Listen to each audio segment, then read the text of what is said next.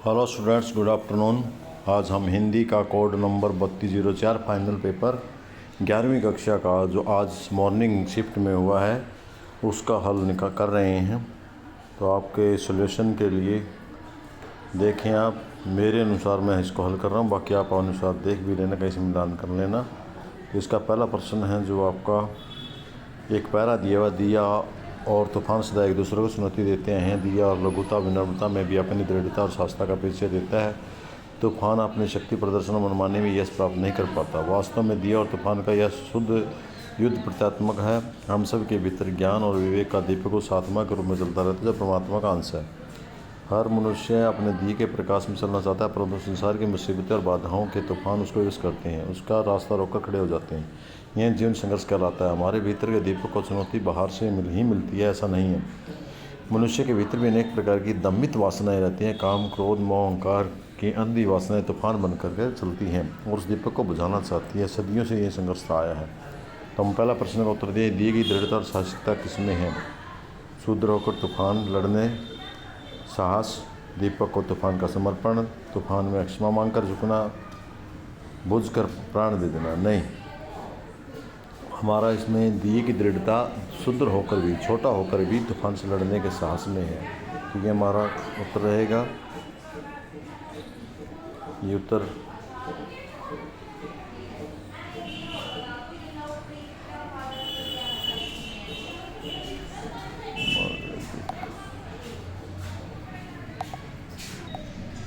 तो पहला प्रश्न आपका जो इसमें पैरे में आया वो है आपका शुद्र होकर तूफान से लड़ने का साहस। ये आपका उत्तर ठीक है, इसलिए हम उसको टिक मार्क करेंगे और अगले प्रश्न पर चलेंगे। अगला प्रश्न है, तूफान कैसे प्रशंसा प्राप्त नहीं कर पाता? दिए के विरुद्ध शक्ति प्रदर्शन और मनमानी करके नहीं कर पाता। तो इसका उत्तर ये ठीक है। इसके बाद जो अगला है आपका वो है, मनुष्य के भीतर दीपक किस रूप में रहता है? विवेक और आत्मा के रूप में रहता है। यह था ज्ञानदागार, ये बाकी गलत हैं, तो एक ठीक है आपका। इसके बाद अगला प्रश्न है आपका, मनुष्य के भीतर तूफान का क्या रूप है?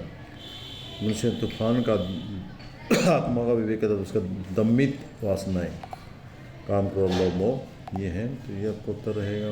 इसके बाद अगला, दिए को बुझने का प्रतीक क्या है? अंधेरा हो जाना, दिया तेल खत्म हो जाना, मनुष्य का अहंकार मर जाना। मनुष्य का अहंकार मर जाना, ये आपका गलत ठीक है। अगला प्रश्न, मानुष हो तो वैरस खाने, बजो वर्ष की गोकुल गवारन, पशु हो तो कहाँ बसु मोरो, चरोचित नंद की धेनु मंझारन, पाहन हो तो वहीं गिरी को जो धरियो छतर पुरान। अगेन दोबारा से, मानुष हो तो वहीं रस खाने, बसो बरस गोकुल गए गवारन, जो पशु हो तो कहा बसु मेरो, चरो चितनंद की धेनु मंझारन, पाहन हो तो वहीं गिरी को जो धरियो छत्रपुराधन, जो खा गो तो बसेरो मिली कालिंदी फूल की डालन। फर्स्ट क्वेश्चन है आपका, कवि मनुष्य के रूप में कहा रहना चाहता है? ब्रज में रहना चाहता है, तो ब्रज को मार्क करेंगे और आगे बढ़ेंगे। अगला प्रश्न है, पक्षी के रूप में जन्म लेकर कहाँ रहना चाहता है? घोंसले में रहना चाहता है। ब्रज में कादम्बी के पेड़ पर जो घोंसला बना करके उसमें रहना चाहता है। इसके बाद अगला प्रश्न आपका, पत्थर के रूप में किस पर्वत का बनना चाहता है? वो गोवर्धन पर्वत का। अकॉर्डिंग टू पैसेज, पशु के रूप में जन्म लेकर कभी किसके बीच रहना पसंद है? गायों के बीच में। इसके बाद अगला है आपको, पद्यांश में भाषा सुनिए, ब्रज भाषा का प्रयोग किया।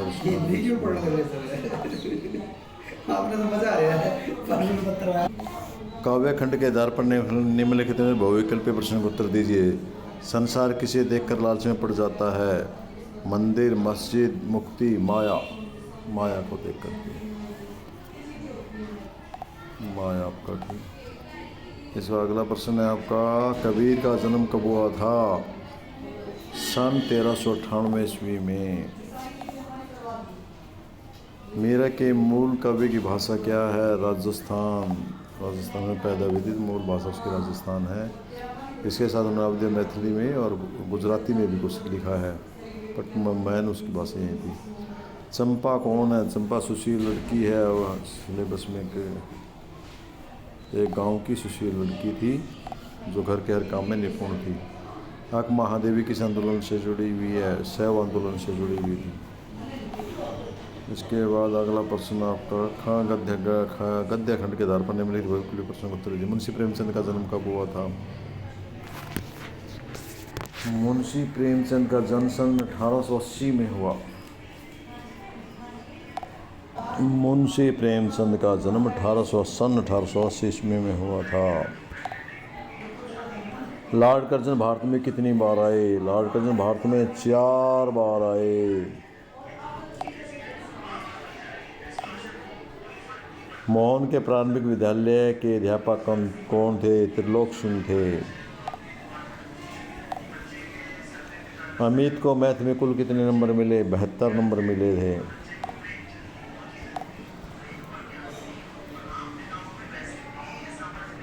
ये आपका प्रश्न है, नेहरू का जन्म कब हुआ? नेहरू का जन्म कब हुआ? और नेहरू का निधन कब हुआ? भारत को आज़ादी कब मिली? इसमें सबसे आसान है, भारत को आज़ादी कब मिली? 1970। तो यहाँ हम 1970 लिख लेंगे। और इसके बाद आप नेहरू का जन्म कब हुआ? नेहरू का जन्म 1889।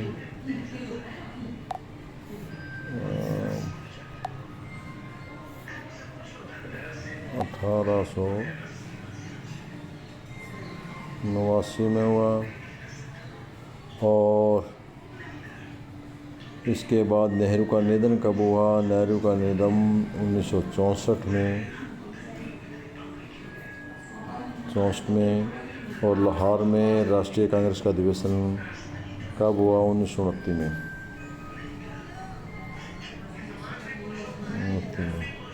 इस प्रकार आपका बना एक के सामने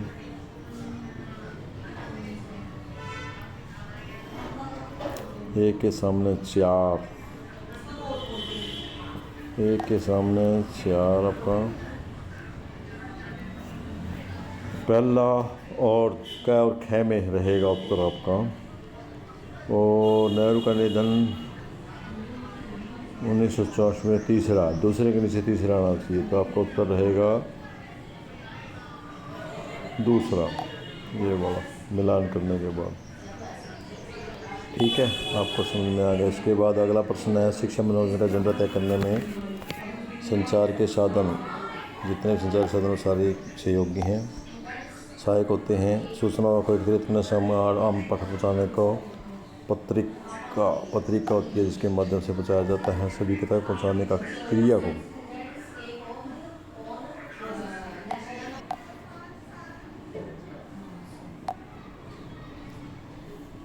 सूचनाओं को संकलित और संवादित करने की क्रिया को क्या कहते हैं? इसको प्रकाशन बोलते हैं मेरे ख्याल से, मेरे हिसाब से। बाकी आप अपना देख लेना, क्योंकि पत्रिका एक विशेष बात होगी, लेकिन सूचनाओं को एकत्रित और संवादित करके आम पाठक को पहुँचाने की क्रिया को पूछा था। प्रकाशन होना चाहिए, कोई एक क्रिया ना बदले। अगला प्रश्न है आपका, भारत में इंटरनेट का आरंभ कब हुआ? भारत में आम पब्लिक के लिए 1995 में हुआ था। 15 अगस्त 1995 को आम पब्लिक के लिए खुल गया था। वैसे विश्व में इंटरनेट 1989 में आ गया था, और 1989 में भारत में आया, लेकिन आम पब्लिक के लिए नहीं था। आम पब्लिक के लिए सन 15 अगस्त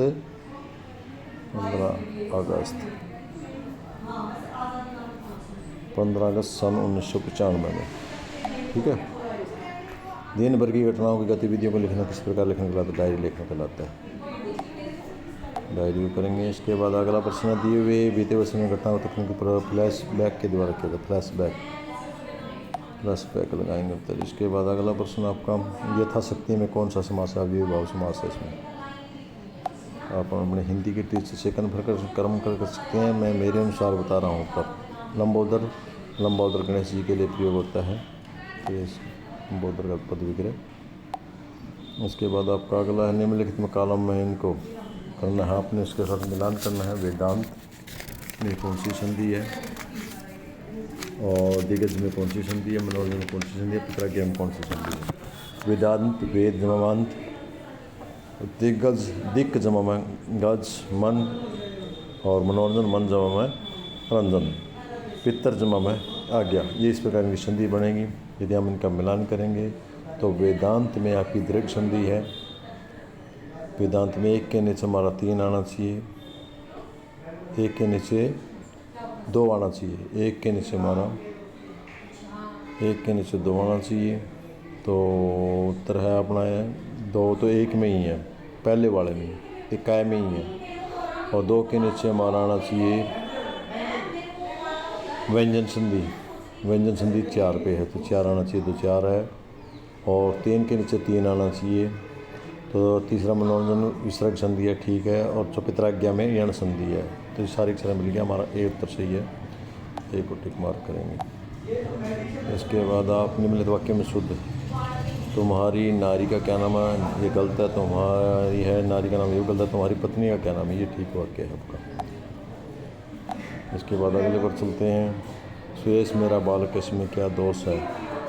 इसमें सुरेश मेरा बालक है, बालक शब्द है, इसमें क्या दोष है, इसमें संज्ञा संबंधी दोष, प्रसंग नहीं है, संज्ञा संबंधी दोष, संज्ञा संबंधी दोष है। इसके बाद ये प्रश्न है, पैरा है निम्नलिखित, इस प्रश्न की व्याख्या करनी है जो आपने हिंदी में की होगी, हिंदी अध्यापक ने आपको सही अथवा में या इसकी सर प्रश्न की व्याख्या कर सकते हैं। इनके उत्तर देना संभव नहीं है क्योंकि ये आप हिंदी में ही पढ़े, आपने हिंदी में ही आप उनको लिख सकते हैं। हिंदी के अध्यापक से क्लियर करें, क्योंकि मैं हिंदी का अध्यापक नहीं हूँ, इसलिए ये क्वेश्चन मुझे कम आ रहे हैं। ये मैं कैसी बात करूँ, सब प्रश्न या इसके प्रश्न पर कैसी बात करती है, मैं एक बार काट भी दूँ तो अमित अपने मुँह से डालने से पहले राम लाई को तुम्हारे पेट पर दौड़ता हूँ, कोई भी चीज़ पार्सल ये तुम्हारे भोग को नहीं लगाता तो थोड़े खा लेता हूँ। मुझे नहीं पता पाठ कहाँ से है, किस संबंध से लेकर मैंने पढ़ता हूँ। अमित कौन है, इस पैर उठोगी, ये मेरा पाठ पढ़ा हुआ नहीं, इसलिए इसमें से नहीं बता सकता। ये प्रश्न आप देखिए, लिख लीजिए इन प्रश्नों पे,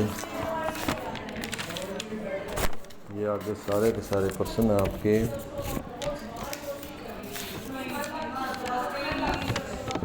इससे शायद आपका पेपर ख़त्म होता है। मेरी नॉलेज में यहाँ तक का प्रश्न पत्र था। यदि अधिक प्रश्न पत्र चाहिए तो किसी अन्य टीचर से आप बात कर सकते हैं। मुझे जो आ रहा था वो आपको भेज दिया। धन्यवाद।